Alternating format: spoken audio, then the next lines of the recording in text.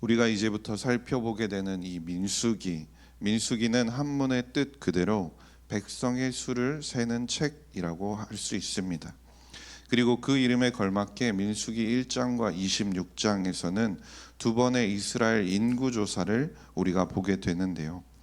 그리고 오늘 본문의 앞부분을 살펴보면 그 첫 번째 인구 조사가 기록되어 있습니다. 그 결과로 이스라엘 지파 중 싸움에 나갈 수 있는 20세 이상의 남자가 60만 3,550명이었다라는 것을 우리에게 알려주고 있는 것입니다. 그런데 왜 하나님께서는 출애굽 이후 시내산에 도착한 이스라엘 백성들을 향해서 가나안 땅으로 들어가기 전에 인구 조사를 하라고 하신 것일까요? 이스라엘 백성들의 숫자를 세시면서 하나님께서는 무엇을 우리에게 보여주고자 하시는 걸까요? 지파별로 남자의 숫자를 세는 게 왜 그렇게 중요한 것일까요? 우리는 이 숫자가 왜 여기에 굳이 이렇게 쓰여 있는지 의아해할 수 있습니다. 그러나 이 숫자는 분명 하나님께서 이스라엘 역사 가운데 일하셨음을 우리에게 보여주는 정말 중요한 숫자라는 것입니다. 그 숫자의 시작으로 우리가 돌아가서 살펴보면 아브라함이 가나안 땅에 살고 있을 때 한밤중에 하나님께서 그를 밖으로 불러내시고 이렇게 말씀하십니다. 창세기 15장 5절 말씀인데요. 그를 이끌고 밖으로 나가 이르시되 하늘을 우러러 무뼈를 셀 수 있나 보라. 또 그에게 이르시되 내 자손이 이와 같으리라 라고 말씀하십니다. 하나님께서 아브라함을 찾아가셔서 아브라함에게 자손을 그 별과 같이 많게 하겠다라고 말씀을 하신 것입니다. 그러나 아브라함 입장에서 인간적으로 살펴보면 하나님께서 하신 말씀은 조금 믿기 어려운 것이 사실이었습니다. 받아들이는 것도 어려웠을 것입니다. 왜냐하면 당시 아브라함에게는 단 한 명의 자녀도 없었기 때문입니다. 하지만 지금 아브라함에게 그 무별과 같이 많아지겠다라고 말씀하시는 분이 누구십니까? 아브라함에게 약속을 하고 계시는 분이 하나님이시라는 겁니다. 만약 아브라함에게 누군가 지나가는 말로 너의 자손이 많아질 거야 라고 했다면 대수롭지 않게 생각하거나 그냥 흘려들을 수도 있었을 것입니다. 그러나 이 땅을 창조하시고 모든 만물을 우리에게 허락하시며 아브라함의 인생을 지금까지 인도하셨고 앞으로도 인도하실 하나님께서 지금 그 약속을 하고 계시는 겁니다. 우리는 하나님께 만약이나 가능성이라는 말이 맞지 않다는 것을 기억해야 합니다. 하나님께서 하시겠다고 하시면 반드시 하시는 것이라는 거죠. 우리의 현실과 계산으로 불가능한 상황이 오더라도 하나님은 우리의 사고와 능력을 뛰어넘어 역사하시는 분임을 우리가 기억해야 하는 것입니다. 그리고 너무나 잘 알듯이 그 이후의 일들이 어떻게 일어납니까? 아브라함에게서 이삭이 태어납니다. 그리고 이삭에게서 에서와 야곱이 태어났습니다. 그리고 야곱에게서 12명의 아들이 태어나고 그 12명의 아들 중에서 요셉을 하나님께서 애굽의 총리의 자리까지 오르게 하셨다라는 것이죠. 그 당시에 애굽의 총리가 된다는 것은 정말 엄청난 일이었습니다. 그런데 인간적으로 생각을 해보면 아브라함이 아무리 대단한 가문이었다고 해도 그것은 맞지 않는 일입니다. 그런데 아브라함이 정말 무슨 대단한 가문도 아니었습니다. 요셉이 애굽의 총리에 오를 수 있는 스펙이나 가문을 타고났냐? 그것도 아니었다라는 것이죠. 그 모든 일들을 하신 분이 누구신지를 살펴보면 하나님이 하셨다는 것을 우리가 고백할 수밖에 없게 된다라는 겁니다. 종으로 팔려갔던 요셉을 들어서 애굽의 총리의 자리까지 오르게 하신 분이 하나님이셨다라는 겁니다. 하나님께서 왜 그런 일들을 하셨습니까? 아브라함과 친히 맺으신 그 언약을 하나님께서 성취하시고 이루셔야 하기 때문에 하나님께서는 그 모든 일들을 하셨다라는 것이죠. 요셉도 애굽의 총리가 되어 형들을 마주했을 때 이렇게 고백했습니다. 창세기 45장 7절인데요. 하나님이 큰 구원으로 당신들의 생명을 보존하고 당신들의 후손을 세상에 두시려고 나를 당신들보다 먼저 보내셨나니 라고 고백하고 있습니다.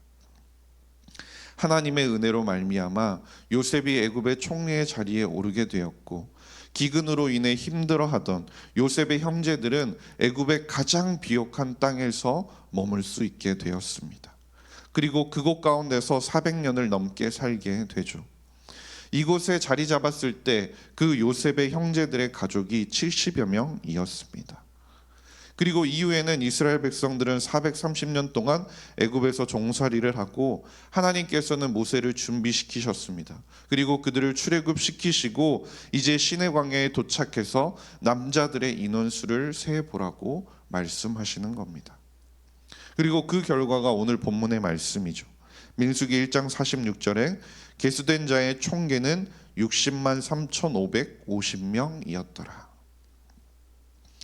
대충 60만이라고 이스라엘 백성 중 20세 이상의 남자가 약 60만 명이라고 생각을 해보아도, 여성과 어린아이들까지 포함하게 되면 최소 이스라엘 백성들의 전체 인원수를 계산해 보면 200만 명이라는 결론에 이르게 됩니다.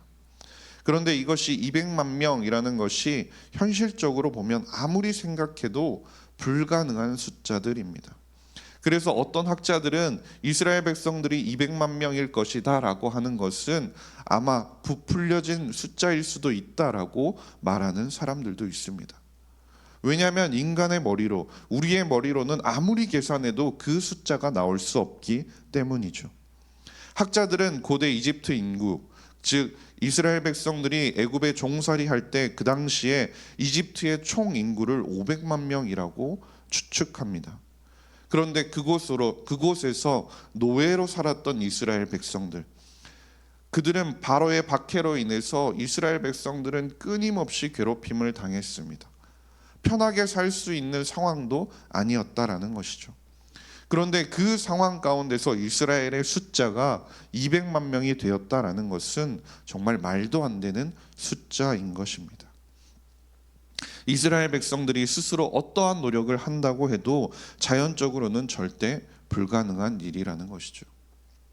그것보다 더 앞서 살펴봐도 하나님께서 아브라함을 찾아가셨을 때 자식이 한 명도 없었다라는 겁니다. 그런데 4대가 흘러서 요셉이 되었을 때 70명이 되고 400년이 흘렀을 때 어떻게 됐다고요? 200만 명에 이르게 되었다라는 것입니다. 이것을 바꿔 말하면 어떻게 되냐면, 아브라함은 하나님께 200만 배의 축복을 받게 된 것이라는 겁니다. 하나님께서 왜 이스라엘 백성들에게 가나안 땅으로 들어가기 전 가문별로 정확하게 숫자를 세라고 하셨습니까? 하나님께서는 아브라함에게 하셨던 그 약속의 말씀이 이루어졌는지 안 이루어졌는지 그들에게 직접 확인해 보라고 하신 것입니다. 그들이 얼마나 큰 복을 하나님으로부터 받았는지 직접 세어보고 그것을 느껴보라고 하나님께서는 지금 그 숫자들을 세보라고 하시는 겁니다.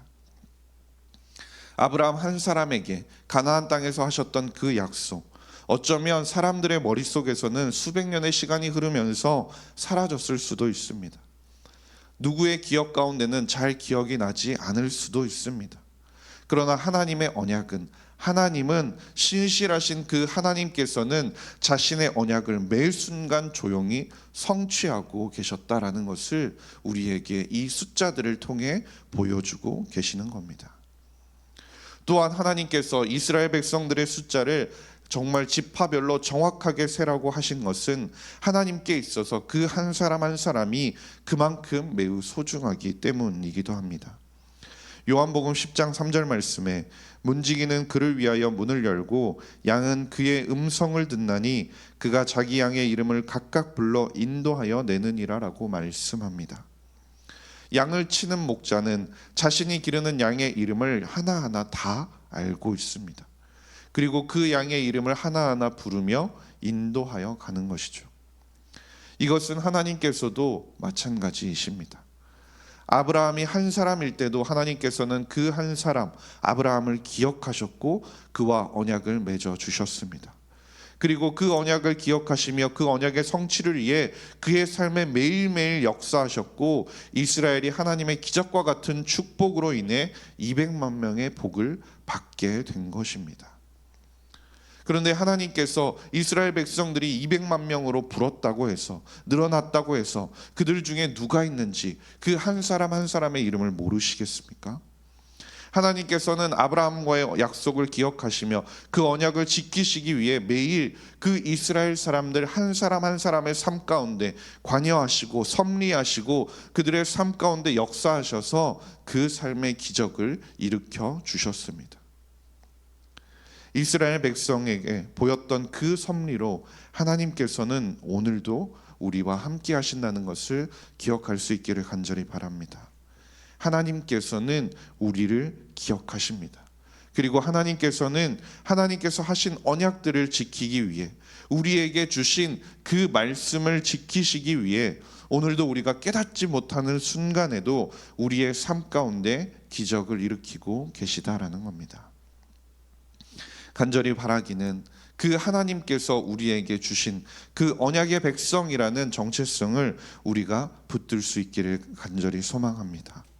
지금까지 우리의 삶에 보여주셨던 주님의 그 은혜를 우리가 세어보며 그 은혜들을 바라보며 감사하며 신실하신 하나님께서 앞으로의 우리의 삶 가운데도 일으키실 그 역사들과 기적들을 기대하며 믿음으로 오늘 하루를 살아갈 수 있는 모든 성도님들이 될 수 있기를 주님의 이름으로 간절히 소망합니다. 기도하겠습니다. 하나님 아버지, 감사합니다. 오늘도 우리를 예배 자리로 불러주시니 감사드립니다. 아브라함 한 사람에게 하신 약속을 이루시기 위하여 그의 인생에 베풀어 주신 기적과 은혜들을 기억하게 하여 주시옵소서. 하나님의 자녀인 우리의 삶 가운데 하나님께서 섭리하시고 일하시고 있음을 믿으며 감사로 가득 찬 삶을 살아갈 수 있는 모든 성도님들이 되게 하여 주시옵소서. 감사드리며 모든 말씀 우리 구주 예수 그리스도의 이름으로 기도드렸습니다. 아멘.